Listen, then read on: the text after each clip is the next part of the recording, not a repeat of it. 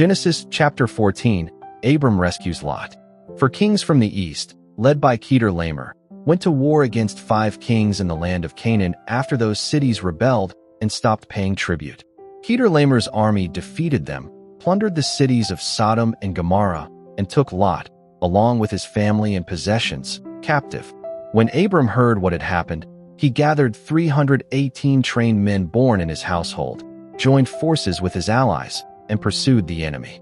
He launched a surprise attack at night, defeated them, and rescued Lot, the other captives, and all the stolen possessions.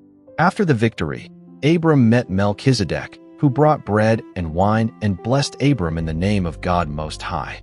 Abram gave Melchizedek a tenth of everything he had recovered.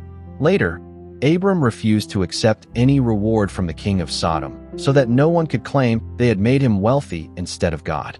Key lesson: God gives victory to those who trust in him.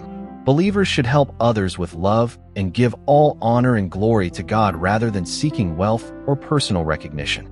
Genesis chapter 15, God's covenant with Abram. After the battle, God spoke to Abram in a vision, telling him not to be afraid because God would be his shield and his great reward.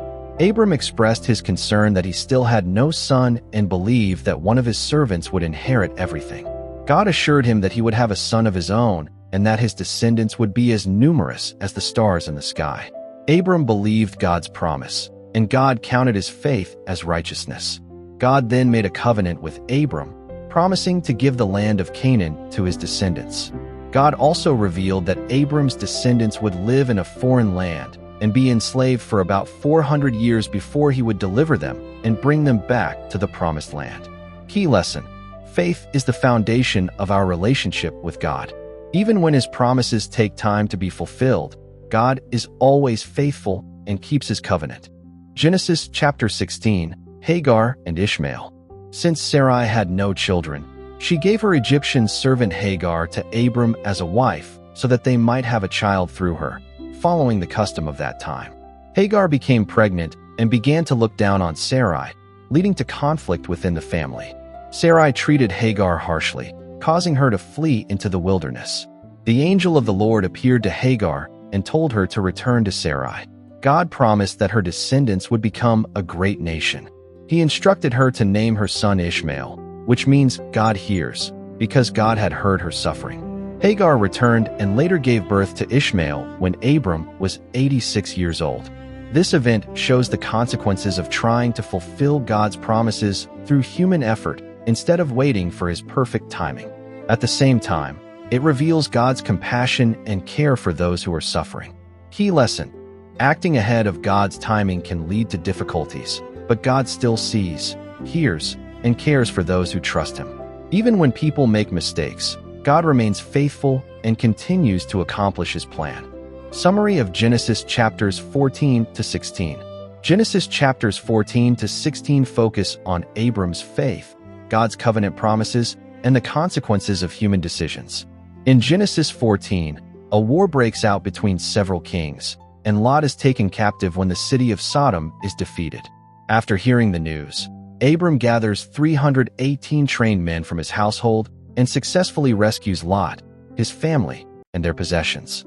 After the victory, Abram meets Melchizedek, who blesses him, and Abram gives him a tenth of everything he has recovered.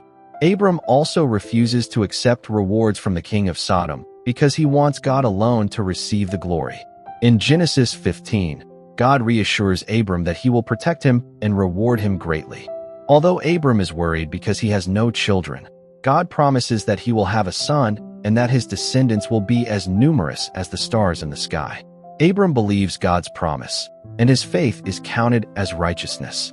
God then makes a covenant with Abram and promises to give the land of Canaan to his descendants, while also revealing that they will spend many years in a foreign land before returning.